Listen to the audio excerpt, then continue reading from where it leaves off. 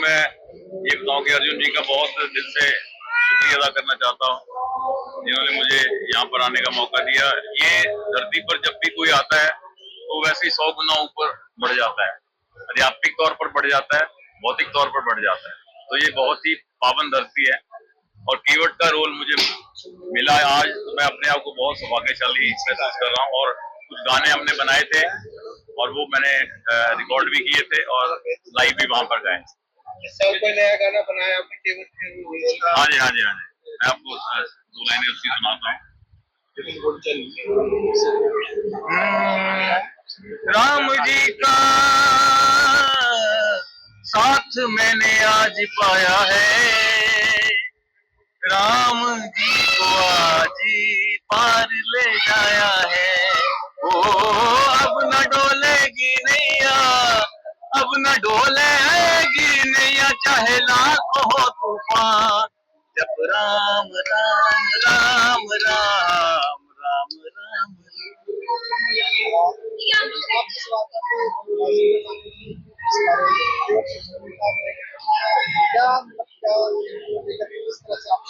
देखो, मुझे लग रहा था जब मैं श्री राम जी के चरण धो रहा था, मुझे लग रहा था मैं साक्षात श्री राम के चरण ही धो रहा हूँ। और मुझे मेरे सर पे उन्हें हाथ रखा तो मुझे लगता है कि साक्षात श्री राम ने मेरे सर पे हाथ रख दिया। तो मैं तो धन्य होगा यहाँ पर आके। अर्जुन सर, आपसे सवाल है, जब केवट की भूमिका की बात आती है, संघर्षकारी सर हमेशा जहन में रहते हैं, तो किस तरीके से जब पहली बार या जब आपकी बात भी चीजें किस तरीके से देखिए, लव कुश रामलीला कमेटी हर साल ये ध्यान रखती है कि ऐसे कलाकार होने चाहिए जो मंजे हुए कलाकार। जब हमारी स्क्रीनिंग कमेटी है जिसमें भाई सुभाष गोयल जी है, मैं हूँ, हमारे चेयरमैन है, हम सब लोग बैठ के इसमें डिसाइड करते हैं। और डिसाइड करने के बाद जब हमें देश का ऐसा जाना माना जो विश्व विख्यात हो, ऐसा सिंगर मिले जो प्रभु राम के मंच के ऊपर आकर प्रभु राम के केवट के रूप के अंदर गुणगान करे, तो शंकर साहनी जी का हमेशा मन के अंदर ध्यान आता है। इन्हीं को हम इनवाइट करते हैं। और ये लव कुश रामलीला कमेटी के अंदर पिछले साल भी इन्होंने केवट का किरदार किया था। उस वक्त इन्होंने एक बहुत ही सुंदर गीत गाया था, चींटी के घर आए राम। तो इतने सुंदर सुंदर गीत ये लिखते हैं। इन्होंने लव कुश रामलीला कमेटी के लिए भी नवीन गीत ये हर वर्ष लिखते हैं। और आज ऐसे महान कलाकार जो लव कुश रामलीला कमेटी के मंच के ऊपर आकर प्रभु राम के केवट के रूप के अंदर, उनके सेवक के रूप के अंदर काम करते हैं, तो इसके अंदर लव कुश रामलीला कमेटी को बहुत ही खुशी हुई। केवट के रूप में क्या मैसेज देना चाहोगे आप समाज को? मैं यही कहना चाहूंगा कि भगवान राम से बढ़कर कुछ नहीं है और राम राम से ही जीवन शुरू होता है और राम राम से, राम नाम से जीवन खत्म होता है। पहले से राम से जुड़े रहना चाहिए। हमारे जो संस्कृति है, हमारे देश की संस्कृति है, उसमें राम सबसे कुछ कोटि पर आता है। Subhash Goyal, general secretary Lav Kush Ramlila committee. जय श्री राम।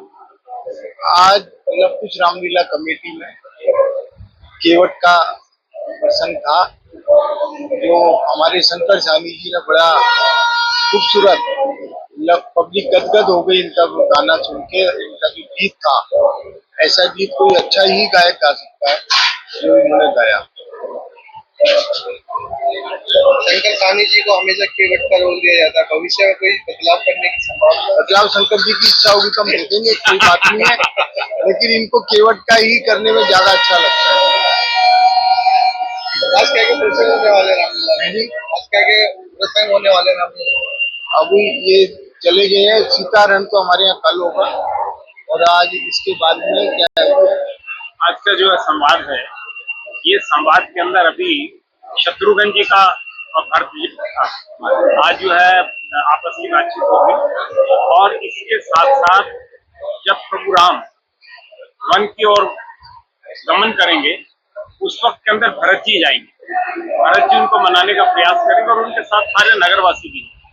नगरवासी जो है जब उनसे प्रयास करेंगे उनका मनाने का, और फिर वो विलाप भी करेंगे, लेकिन प्रभु राम तो अडिग है।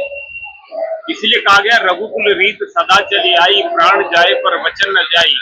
जो उन्होंने कह दिया, क्योंकि वो तो उसके प्रतीक माने जाते हैं, अटल है।